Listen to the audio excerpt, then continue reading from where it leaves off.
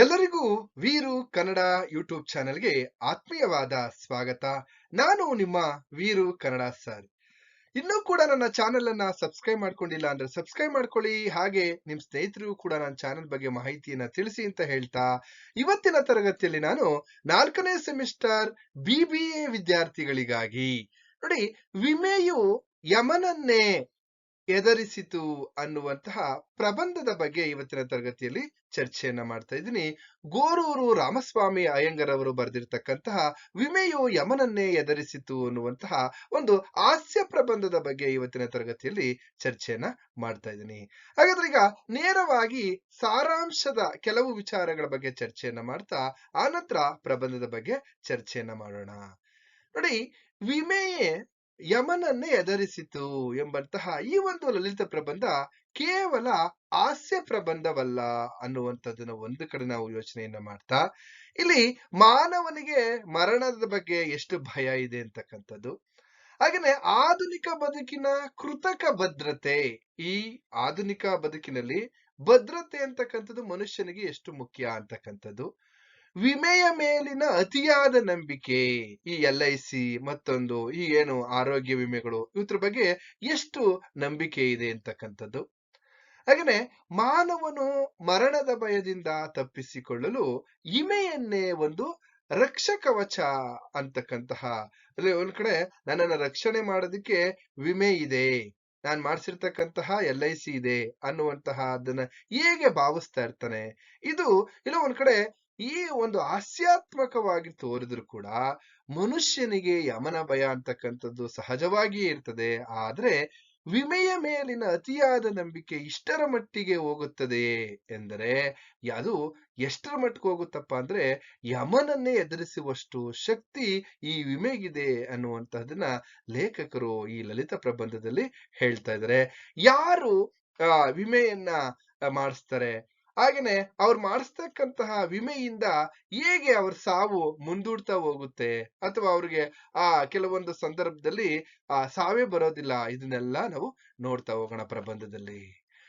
ನೋಡಿ, ನೀವು ಅನೇಕ ಜಿಪುಣರನ್ನ ನೋಡಿದ್ದೀರಾ ಅಂತ ಇಲ್ಲಿ ಹೇಳ್ತಾರೆ. ಅನೇಕ ಜನ ಜಿಪುಣರಿದ್ದಾರಪ್ಪ. ಇಲ್ಲಿ ಜಿಪುಣನೇ ನಿಜವಾದಂತಹ ದಾನಿ ಎನ್ನುವಂತಹ ಒಂದು ವಿಚಾರಗಳನ್ನು ಕೂಡ ನಾವು ಕೇಳಿದ್ದೀವಿ. ಹಾಗಾದ್ರೆ ನಮ್ಮ ಪುಟ್ಟ ಜೋಯಿಷ ಇದಾನಲ್ಲ, ಇವನು ಜಿಪುಣರಲ್ಲಿಯೇ ಜಿಪುಣ.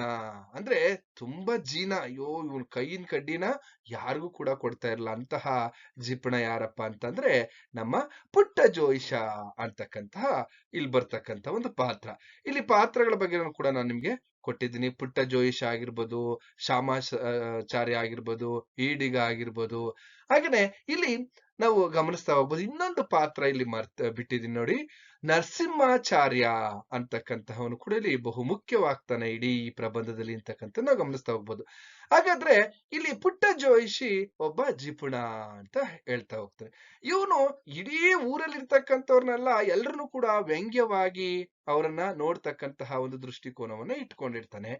ಆದ್ರೆ ಒಂದ್ಸಾರಿ ಇಲ್ಲಿ ನರಸಿಂಹಾಚಾರ್ಯರು ಹಸು, ಅವರ ಒಂದು ಹಸು ಇರುತ್ತೆ, ಆ ಹಸು ಕರು ಹಾಕುವುದಕ್ಕೆ 2 ತಿಂಗಳ ಮುಂಚೆಯೇ ಹಾಲು ಕರೆಯುವುದನ್ನ ನಿಲ್ಲಿಸ್ಬಿಟ್ಟಿತ್ತು.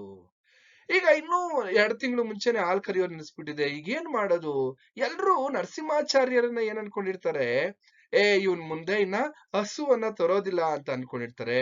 ಆದ್ರೆ ಇಡೀ ಊರಿನ ಜನರ ಆಲೋಚನೆ ಏನಿತ್ತು ಅದರ ವಿರುದ್ಧವಾಗಿ ನರಸಿಂಹಾಚಾರ್ಯ ಏನ್ ಮಾಡ್ತಾರಪ್ಪ ಅಂತಂದ್ರೆ, ಈಗ ಹಾಲು ಕರೆಯುವಂತಹ ಒಂದು ಹಸುವನ್ನ ತರಬೇಕು, ಯಾಕೆಂದ್ರೆ ನಮ್ಮ ಹಸು ಹಾಲು ಕೊಡೋದಕ್ಕೆ ಸುಮಾರು ತಿಂಗಳು ಬೇಕು, ಅಷ್ಟರೊಳಗಡೆ ಇನ್ನೊಂದು ಬೇರೆ ಹಸುವನ್ನ ಕಟ್ಟೋಣ ಅಂತ ಹೇಳಿ ಊರು ತಿರುಗ್ತಾ ಹಸುವನ್ನ ತರುವಂತಹ ಒಂದು ಕೆಲಸವನ್ನ ಮಾಡ್ತಾರೆ.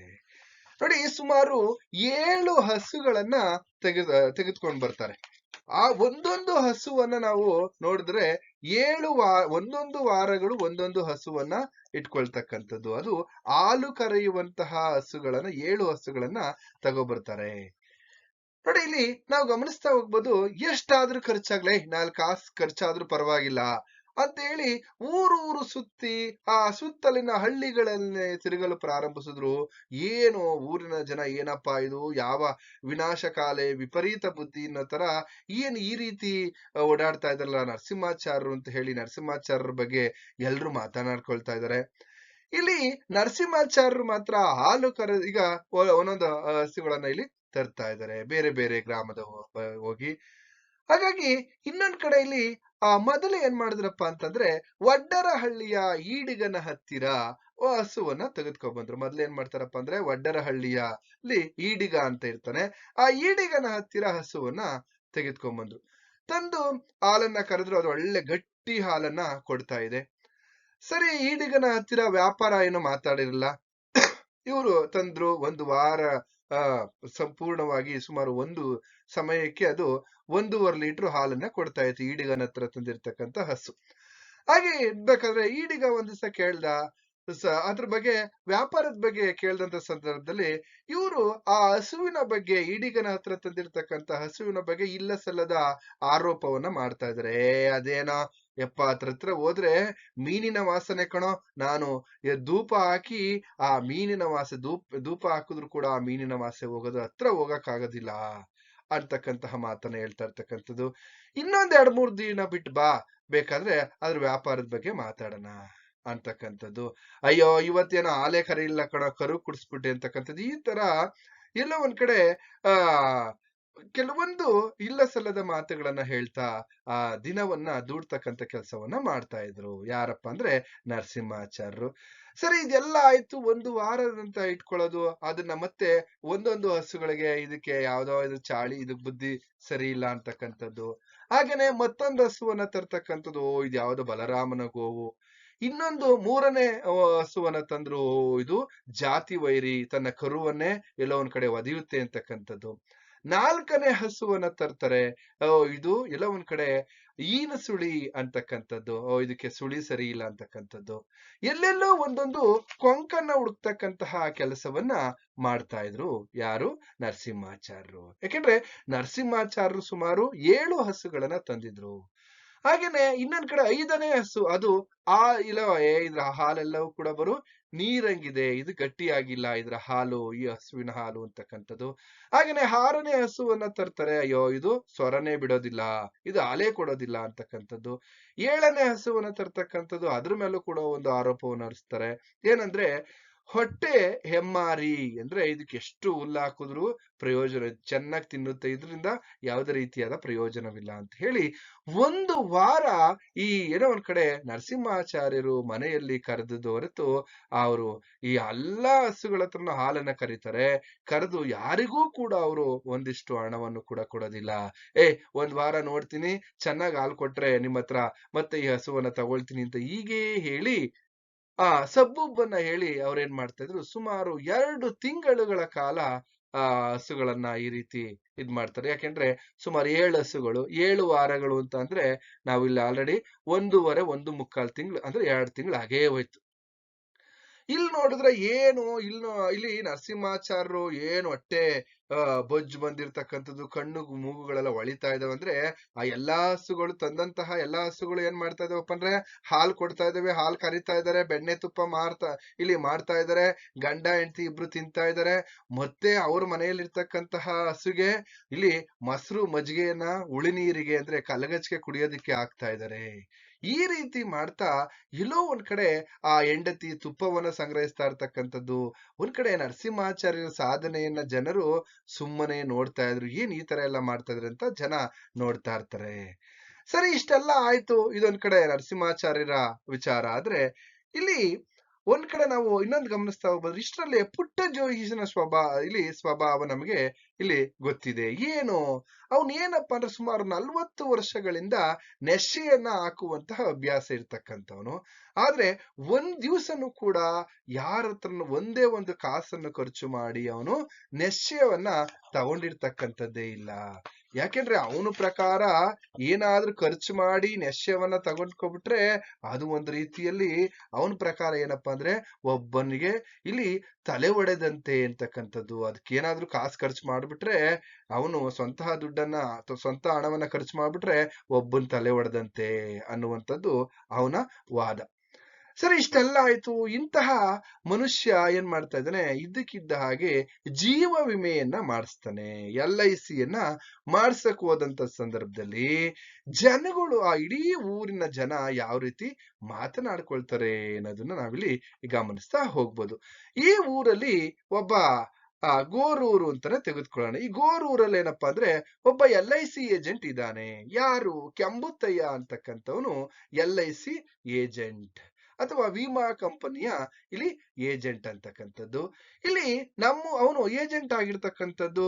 ಈಗ ಇದಕ್ಕಿದ್ದ ಹಾಗೆ ಎಲ್ರು ಇವನು ಕೆಂಬುತಯ್ಯನನ್ನ ಒಂದ್ ರೀತಿಯಲ್ಲಿ ಅನುಮಾನದ ದೃಷ್ಟಿಯಿಂದ ನೋಡ್ತಾ ಇರ್ತಾರೆ ಇಡೀ ಊರಿನ ಜನ. ಯಾಕೆ ಅಂತಂದ್ರೆ ಇವನು ಯಾವುದೋ ಇಲ್ಲಿ ದರೋಡೆಕೋರರ ಗುಂಪಿಗೆ ಸೇರ್ಕೊಂಡ್ಬಿಟ್ಟಿದ್ದಾನೆ ಅಂತೇಳಿ ಜನರು ಭಾವಿಸ್ತಾ ಇರ್ತಾರೆ.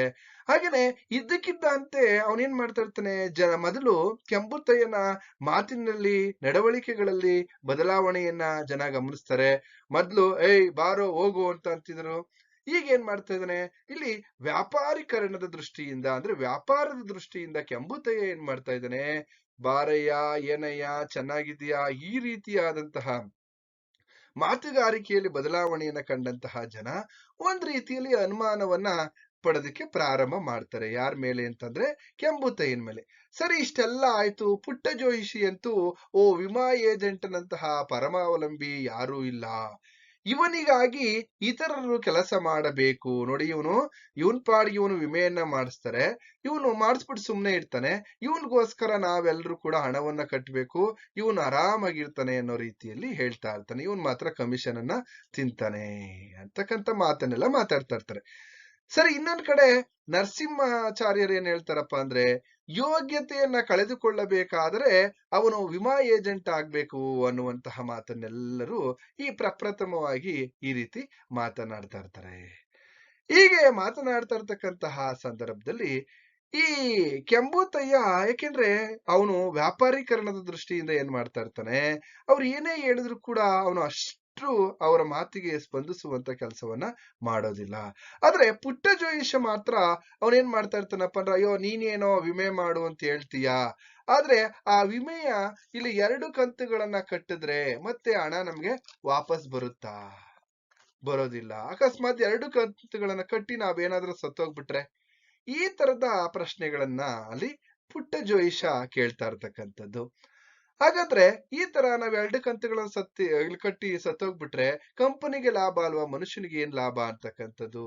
ಅಲ್ಲಿ ಇನ್ನೊಂದ್ ಕಡೆ ಕೆಂಬುತ್ತಯ್ಯ ಹೇಳ್ತಾನೆ, ನೋಡ್ರಪ್ಪ, ನೀವು 55 ವರ್ಷ ಆಗ್ಬಿಟ್ರೆ ಆ ವಯಸ್ಸಿಗೆ ಮತ್ತೆ ನಿಮ್ಗೆ ಹಣ ಬರುತ್ತೆ. ನೀವು ಸತ್ತಂತ ಕಾಲಕ್ಕೇನು ಬರೋದಿಲ್ಲ. ಅದು 55ನೇ ವಯಸ್ಸಿಗೆ ನಿಮ್ಮ ಕೈಗೆ ಹಣ ಬರುತ್ತೆ ಅಂತ ಹೇಳಿದ್ರು ಕೂಡ ಜನ ಅದನ್ನ ಯಾರು ಕೂಡ ನಂಬುವಂತಹ ಸ್ಥಿತಿಯಲ್ಲಿ ಇರ್ಲಿಲ್ಲ ಆ ಊರಿನ ಜನ ಅಂತಕ್ಕಂಥದ್ದು.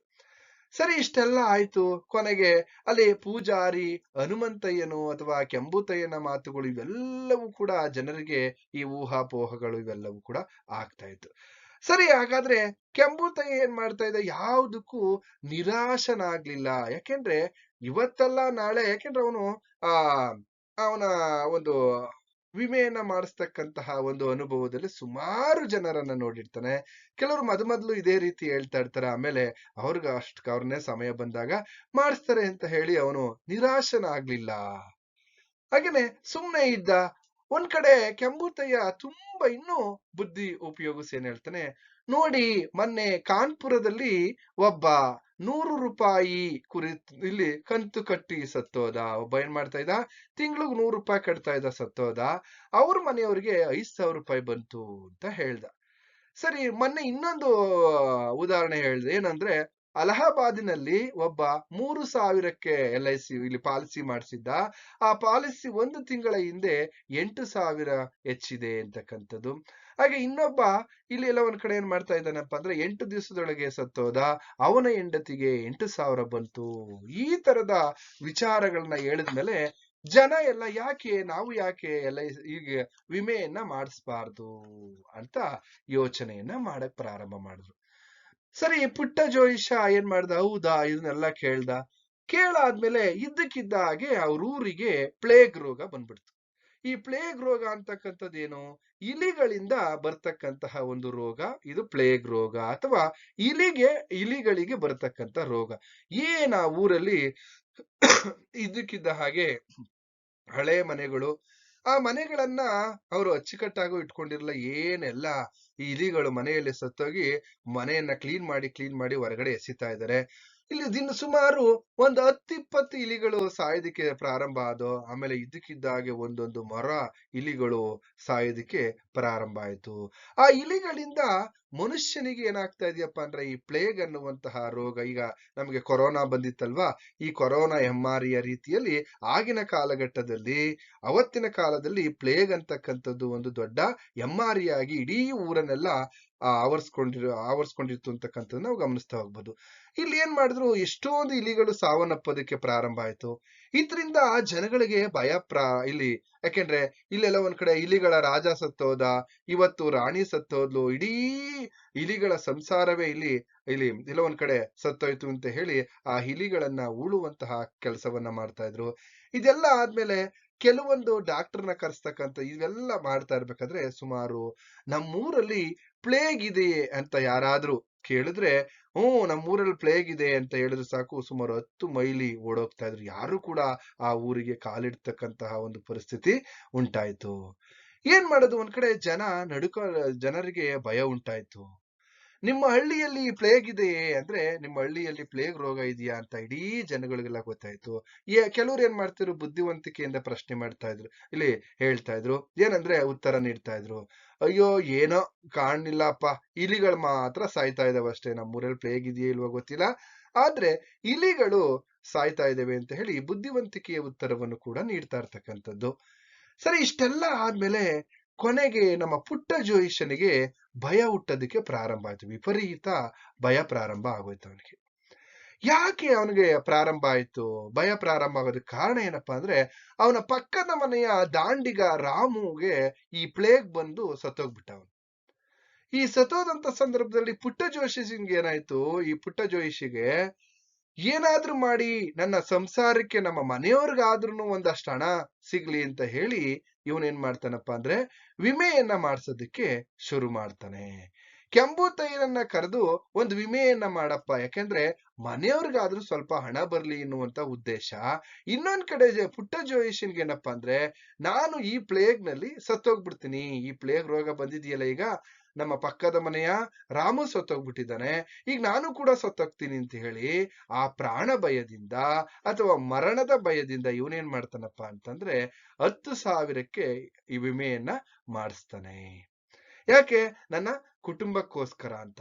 ಅದಕ್ಕೆ ಇಲ್ಲಿ ಏನಾಗುತ್ತಪ್ಪ ಅಂತಂದ್ರೆ, ಕೆಂಬುತಯ್ಯ ಇದಾನಲ್ಲ, ಅವನಿಗೆ ಕಮಿಷನ್ ಬರೋದಕ್ಕೋಸ್ಕರ ಅವನನ್ನ ಯಾವ ರೀತಿ ಉಳಿಸ್ಕೊಳ್ಳೋದಕ್ಕೆ ಪ್ರಯತ್ನ ಮಾಡ್ತಾನೆ ಅಂತ ಅಂದ್ರೆ, ನನಗೆ ಇಲ್ಲ ಒಂದ್ ಕಡೆ ಪ್ಲೇಗ್ ಬಂದಂತಹ ಸಂದರ್ಭದಲ್ಲಿ ಯಾರಿಗೆ, ಪುಟ್ಟ ಜೋಯಿಷನ್ಗೆ ಪ್ಲೇಗ್ ಬಂದಂತ ಸಂದರ್ಭದಲ್ಲಿ ಡಾಕ್ಟರ್ ಕರ್ಕೊಂಡ್ ಬರ್ತಕ್ಕಂಥದ್ದು, ಡಾಕ್ಟರಿಂದ ಅವನಿಗೆ ಟ್ರೀಟ್ಮೆಂಟ್ ಅನ್ನ ಕೊಡಿಸ್ತಕ್ಕಂಥದ್ದು, ಈ ತರದ ಕೆಲಸವನ್ನೆಲ್ಲ ಮಾಡ್ತಾ ಇರ್ತಾನೆ. ಯಾಕೆಂದ್ರೆ ಅವನು 10,000 ರೂಪಾಯಿ ಅಲ್ಲಿ ವಿಮೆಯನ್ನ ಮಾಡಿಸಿದ್ದಾನೆ. ಆಗ ಕೆಂಬುತಯ್ಯ ಅವನನ್ನ ಚೆನ್ನಾಗಿ ನೋಡ್ಕೊಳ್ತಾನೆ, ಯಾಕೆಂದ್ರೆ ಅವನ್ ಮಾತ್ರ ಸಾಯಬಾರ್ದು. ಯಾಕೆಂದ್ರೆ ಇಲ್ಲಿ ಕೆಂಬುತಯ್ಯನ ಒಂದು ಸ್ವಾರ್ಥವನ್ನು ಕೂಡ ನಾವು ಗಮನಿಸ್ತಾ ಹೋಗ್ಬೋದು. ಯಾಕೆಂದ್ರೆ ಅವನು ಸತ್ರೆ ನನಗೆ ಕಮಿಷನ್ ಬರೋದಿಲ್ಲ ಅಂತಕ್ಕಂಥದ್ದು. ಹೀಗೆ ಅವನಿಗೆಲ್ಲ ಒಂದ್ ಕಡೆ ಈ ಡಾಕ್ಟರ್ನ ಕರ್ಕೊಂಡ್ ಬಂದು ಈ ಇನ್ಯಾಕುಲೇಷನ್ ಅಂತಕ್ಕಂತಹ ಅಥವಾ ಇಲ್ಲಿ ಇಂಜೆಕ್ಷನ್ಸ್ ಅನ್ನ ಕೊಡ್ತಕ್ಕಂತ ಎಲ್ಲಾ ಕೆಲಸವನ್ನ ಮಾಡ್ತಾ ಇರ್ತಾನೆ. ಇಲ್ಲಿ ಏನಪ್ಪಾ ಅಂದ್ರೆ, ಇಲ್ಲಿ ಸಾವು ಬರ್ಲಿ ಹೋಗ್ಲಿ, ಆದ್ರೆ ನಾನು ಸಿದ್ಧನಿದ್ದೇನೆ, ನೀನೇನು ಯೋಚನೆ ಮಾಡ್ಕೋಬೇಡ, ನಾನು ನಿನಗೆ ಎಲ್ಲೋ ಒಂದ್ ಕಡೆ ವಿಮೆಯ ಹಣವನ್ನ ಕೊಡಿಸ್ತೀನಿ ಅಂತಕ್ಕಂತಹ ವಿಚಾರಗಳು. ಇದೆಲ್ಲ ಆದ್ಮೇಲೆ ಕೊನೆಗೆ ಈ ಆಗಿನಿಂದ ಜೋಯಿಷ ಏನ್ ಮಾಡ್ದ, ಅಯ್ಯೋ ಬಿಡು, ಹೆಂಗಿದ್ರು ಸಾಯ್ತೀನಿ ಹಂಗೆ ಹಿಂಗೆ ಅಂತ ಹೇಳಿ ಅವನೇನ್ ಮಾಡ್ತಾ ಇರ್ತಾನೆ, ಹೊಸ ಜೀವನವನ್ನ ಬದುಕೋದಕ್ಕೆ ಇಲ್ಲಿ ಪ್ರಾರಂಭ ಮಾಡ್ತಾನೆ. ಧೈರ್ಯವಾಗಿರ್ತಾನೆ, ಯಾವುದೇ ಕಾರಣಕ್ಕೂ ಹೆದರುತ್ತಾ ಇರೋದಿಲ್ಲ. ಒಂದ್ ಕಡೆ ಏನಪ್ಪಾ ಅಂತಂದ್ರೆ, ದಿನಕ್ಕೂ ಅವನ ಲವಲವಿಕೆ ನೋಡಿ ಕೆಂಬುತಯ್ಯನಿಗೆ ಉತ್ಸಾಹ ಹೆಚ್ಚಾಗುತ್ತೆ. ಹಿಂದೆ ಇಲಿಗಳು ಬೀಳುತ್ತಿದ್ದಂತೆ ಈ ಮನುಷ್ಯರ ಹೆಣಗಳು ಬೀಳುತ್ತಿದ್ದರು, ಆದ್ರೆ ಇಲ್ಲೆಲ್ಲ ಒಂದ್ ಕಡೆ ಇವನು ಆರಾಮಾಗಿರ್ತಾ ಇದ್ದ. ನರಸಿಂಹಾಚಾರ್ಯನು ಕೂಡ, ಏನಯ್ಯ ಯಾವ ಟಾನಿಕ್ ತೆಗೆದುಕೊಂಡೆ, ಇಷ್ಟು ಚೆನ್ನಾಗಿದ್ದೀಯಾ ಅಂತ ಇಲ್ಲಿ ಜೋಯಿಷನನ್ನ ಕೇಳ್ತಾ ಇರ್ತಕ್ಕಂಥದ್ದು. ಏನು ಇಲ್ಲಪ್ಪ, ವಿಮೆ ಮಾಡಿದ್ದೆ, ಇಲ್ಲಿ ವಿಮೆ ಮಾಡಿದ್ದೆ ಸ್ವಾಮಿ, ನಾನು ಯಾವ ಟಾನಿಕ್ ತಗೊಳ್ಳಿಲ್ಲ, ವಿಮೆಯನ್ನ ಮಾಡಿಸುತ್ತೆ, ಆ ವಿಮೆಯನ್ನ ಮಾಡಿಸ್ದಾಗಿಂದ ಈ ರೀತಿ ಆಗ್ಬಿಟ್ಟಿದ್ದೀನಿ, ನಾನು ಯಮನನ್ನೇ ಗೆದ್ಬಿಟ್ಟಿದ್ದೀನಿ, ನಾನು ಮಾಡಿಸಿರ್ತಕ್ಕಂಥ ವಿಮೆಯಿಂದ ನನ್ನ ಇಡೀ ಶರೀರದಲ್ಲಿ ಬದಲಾವಣೆ ಕಂಡಿದ್ದೀನಿ ಅಂತಕ್ಕಂಥದ್ದು. ನನಗೆ ಯಮನ ಭಯವೇ ಇಲ್ಲ, ಇಲ್ಲಿ ಯಮನ ಭಯವೇ ತಪ್ಪೋಗಿದೆ. ಈಗ ನಾನು ಸುಮಾರು 200 ವರ್ಷ ಬೇಕಾದರೂ ಬದುಕುತ್ತೇನೆ, ಅದರಲ್ಲಿ ಯಾವುದೇ ಅನುಮಾನ ಬೇಡ ಅನ್ನುವಂತಹ ಮಾತನ್ನ ಹೇಳ್ತಾ ಇದ್ದಾನೆ. ನೋಡಿ ಇಲ್ಲೆಲ್ಲ ಆದ್ಮೇಲೆ ನೋಡಿ, ಈ ಜ್ಯೋತಿಷ್ಯರನ್ನ ಎಂಬುದಾಗಿ ಜಾಹೀರಾತುವನ್ನ, ಈ ಒಂದು ಜಾಹೀರಾತು ಕೊಡ್ತಾನೆ. ಏನಂತಂದ್ರೆ ಕೆಂಬುತಯ್ಯ ಒಂದು ಅಡ್ವರ್ಟೈಸ್ಮೆಂಟ್ ಕೊಡ್ತಾನೆ. ಏನಪ್ಪಾ ಅಂದ್ರೆ, ವಿಮೆಯನ್ನೇ ಎದುರಿಸಿತು. ಇಲ್ಲಿ ಏನಪ್ಪಾ ಅಂದ್ರೆ, ವಿಮೆ ಏನ್ ಮಾಡ್ತಾ ಇದೆಯಪ್ಪ ಅಂದ್ರೆ, ಯಮನನ್ನೇ ಎದುರಿಸಿತು ನೋಡಿ ಅಂತ ಹೇಳ್ಬಿಟ್ಟು ಒಂದು ಅಡ್ವರ್ಟೈಸ್ಮೆಂಟ್ ಅನ್ನು ಕೂಡ ಕೊಡ್ತಾನೆ. ಹೀಗಾಗಿ ಈಗ ಇನ್ನು ಅನೇಕರು ಆ ಗೋರೂರಿನಲ್ಲಿ ಯಮನನ್ನ ಎದುರಿಸಲು ಸಿದ್ಧರಾಗಿದ್ದಾರೆ. ಅಂದ್ರೆ ವಿಮೆಯನ್ನ ಮಾಡಿಸೋದಕ್ಕೆ ಅನೇಕ ಜನ ಸಿದ್ಧರಾಗಿದ್ದಾರೆ ಅಂತಕ್ಕಂಥದ್ದು. ಇದರಿಂದ ಕೆಂಬುತಯ್ಯನಿಗೂ ಅವಾಗ ಅವನ ತಿಂಗಳಿಗೆ ಕಮಿಷನ್ ಕೂಡ ಬರ್ಬೋದು ಅಂತ ಹೇಳ್ತಾ, ಇದನ್ನೇ ನಾವು ವಿಮೆಯನ್ನೇ ಇಲ್ಲಿ ಎಲ್ಲ ಒಂದ್ ಕಡೆ ವಿಮೆ ಏನ್ ಮಾಡ್ತಪ್ಪ ಅಂದ್ರೆ, ಯಮನನ್ನೇ ಎದುರಿಸಿತು ಅನ್ನುವಂತಹ ಈ ಲಲಿತ ಪ್ರಬಂಧದ ಇಷ್ಟು ಸಾರಾಂಶವನ್ನ ನಿಮ್ಮ ಮುಂದೆ ಇಟ್ಟಿದ್ದೇನೆ. ಇನ್ನು ಹೆಚ್ಚು ಅಂಕವನ್ನ ತೆಗೆದುಕೊಳ್ಳಿ, ಕೇಳಿ ಅಂತ ಹೇಳ್ತಾ ಇಲ್ಲಿಗೆ ಈ ತರಗತಿಯನ್ನ ಮುಗಿಸ್ತಾ ಇದ್ದೀನಿ. ನಿಮ್ಗೆಲ್ರಿಗೂ ಕೂಡ ಶುಭವಾಗ್ಲಿ.